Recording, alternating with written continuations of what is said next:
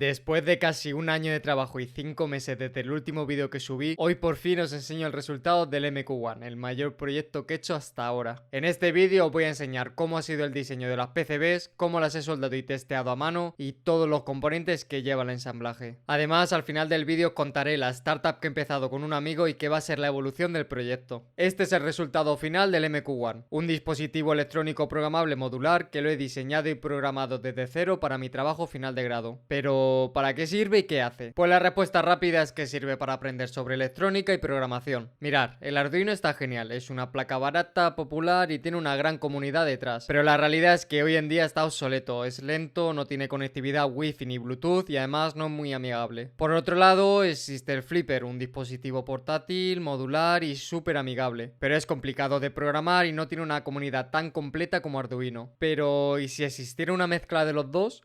El MQ1 está enfocado para ser una evolución del Flipper y del Arduino. Es un dispositivo portátil que va alimentado por batería, lleva incorporados todos los componentes y sensores más populares, además es modular, por lo que si necesitas añadir componentes o sensores, lleva un conector en la parte trasera para ampliar sus capacidades. Y como base su núcleo es un SP32S3, uno de los microcontroladores más potentes de Espressif y que se puede programar usando el entorno y el lenguaje que quieras, desde Arduino IDE, Plan4Mio o SPIDF. El objetivo del MQ1 es que es una plataforma de desarrollo, con la que puedas desde aprender a programar hasta que sirva como cerebro de cualquier proyecto. En los anteriores vídeos os enseñé el diseño mecánico y el diseño de esta placa. Pues el siguiente reto ha sido rediseñar toda esta placa para que entrara en el diseño de la carcasa. El reto era coger todos los componentes de esta placa y reordenarlos y ver cómo hacer que cupieran en una placa 4 veces más pequeña. Simple, ¿verdad? Pues no tanto. Para los componentes que había integrado ya en la placa, pues tenía los esquemáticos hechos, es decir, que tenía los símbolos y las huellas de cada componente, aparte de cómo se conectaba todo. Pero para los módulos que se pinchan tenía que hacer todo desde cero. También tuve que diseñar los esquemáticos para la parte de alimentación, ya que el dispositivo se puede alimentar o con la batería que lleva integrada o por medio del USB-C. La parte más fácil fue implementar los componentes de los módulos, porque compré todos los módulos de la marca Adafruit y ellos te dan ya sus esquemáticos. Así que solo fue pasarlos a mi proyecto. Pero claro, la parte tediosa fue hacer todos los símbolos y las huellas de los componentes. Pero bueno, no pasa res. Eso sí, la parte complicada fue diseñar la alimentación y que se encendiera con un solo botón. Total, que para implementar el maldito botón estuve buscando información y leyendo artículos como por 3 semanas, hasta que encontré este artículo, que prácticamente he implementado el diagrama tal cual en mi esquemático. Si queréis leer el artículo os lo dejo en la descripción. La parte de la alimentación no fue tan complicada de diseñar, sino más bien pensar en cómo iba a dividirla y gestionarla.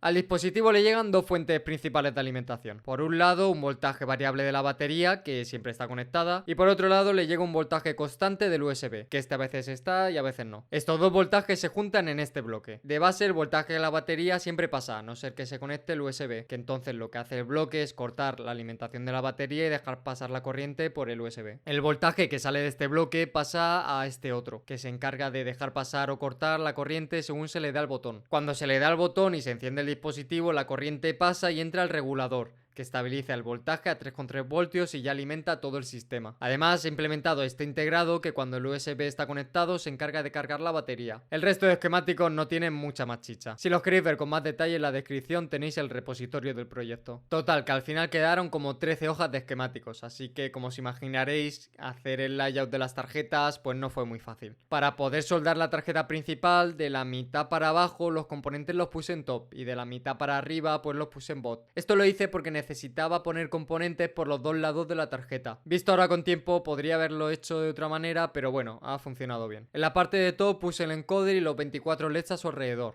El USB-C, el conector de la batería y este mini integrado que es la protección SD. Y ya en la parte de bot pues intenté poner cada bloque de la mejor manera que pude. Esta es la parte del micrófono y esta la del altavoz. Esta es la parte de alimentación, el conector de la pantalla, la micro SD, la IMU y ya los dos microcontroladores. Hay dos porque este microprocesador es esclavo del SP32 y lo controla por I2C con el framework de SISO de Adafruit. Es una fumada, así que os dejo toda la documentación en la descripción. El layout de las tarjetas de los módulos ya fue un poco flying free, porque he tenido tan poco espacio que he colocado los componentes de la mejor manera que podía podido. O sea, para que os hagáis una idea, estuve como un mes entero probando cuál podía ser la mejor ubicación de los componentes. Y entonces, después de comprobar cada cosa mínimo 3 veces, ya mandé a fabricar las placas a PCBWay, que como siempre es el patrocinador del vídeo de hoy. Con PCBWay tenéis acceso a mecanizado CNC, impresión 3D y mucho más, sin la necesidad de tener ninguna máquina en vuestra casa. Además, tienen los servicios que yo más uso, que es la fabricación de PCBs a muy buen precio. Solo tenéis que subir vuestros archivos que queréis fabricar y elegir la customización según vuestra placa. Y al momento os darán el precio de fabricación y envío. Si tenéis una idea y queréis fabricarla, yo os recomiendo PCBWay. Muchas gracias a PCBWay por patrocinar el vídeo de hoy.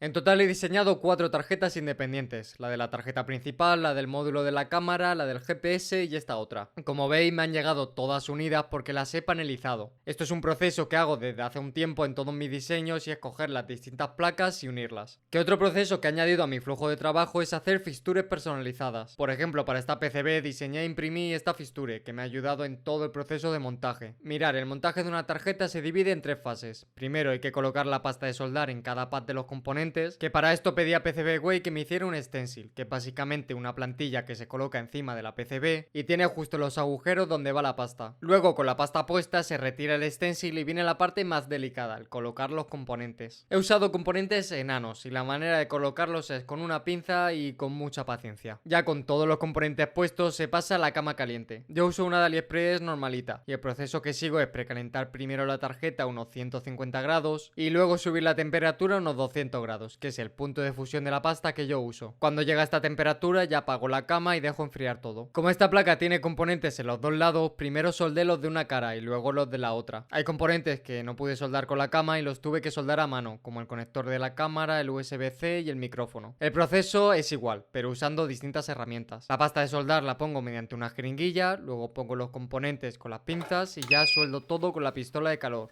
subiendo poco a poco la temperatura. Aún así, ya sea con la cama caliente o con la pistola de calor, siempre hay fallos de soldadura. Así que revisé todas las conexiones, primero con el microscopio y luego con el multímetro, para ver si todas las nets iban donde tenían que ir. Con las soldaduras comprobadas pasé al primer encendido de la placa. Aquí pueden pasar dos cosas, o que vaya todo como tiene que ir, o que algo explote y se queme. Así que el primer encendido lo hice con la fuente y el limitador de corriente a lo mínimo que podía. Y cuando comprobé que se encendía bien, pues ya le subí la limitación de corriente a una más normal. Las siguientes 2 semanas me las pasé verificando los diseños de los esquemáticos. Es decir, viendo si las conexiones que había diseñado funcionaban. Tuve algunos fallos de diseño, como es normal, pero conseguí arreglarlos cortando algunas pistas y reruteando las señales con cables de 0,2 milímetros. Ha sido la primera vez que he hecho retrabajos en una tarjeta con este cable, y al principio es verdad que me costó pillarle mucho el truquillo. Pero bueno, me he ahorrado el tener que rediseñar los esquemáticos, la tarjeta y volver a fabricar otra versión. La parte mala es que mi idea era hacer 2 dispositivos enteros, pero como hacer los arreglos a esta tarjeta me costó como 2 semanas, pues iba con el tiempo justo y al final solo he fabricado un MQ1. Con la tarjeta principal ya funcionando y las tarjetas de los módulos también funcionando, solo me quedaba hacer el ensamblaje de todo el dispositivo.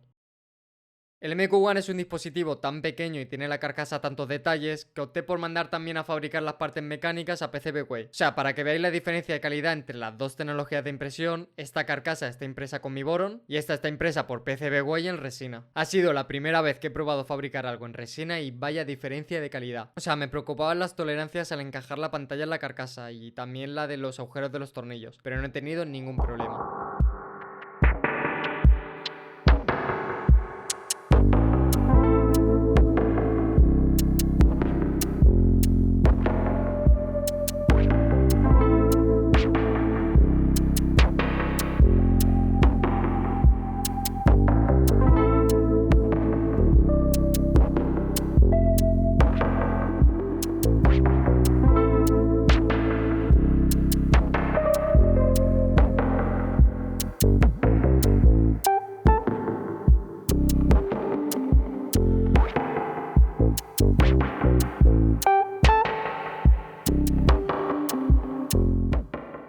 En general creo que el proceso de ensamblaje ha quedado simple y no es complicado. Además, una vez que está todo montado, queda muy robusto y sólido a la mano y la carcasa no flexa en ningún lateral. Lo que sí que he visto es que la resina es mucho más transparente que la ABS y se transparentan algunos componentes. Y le podría haber dado alguna capa de pintura, pero bueno, como no me disgusta este efecto, lo he dejado sin pintar.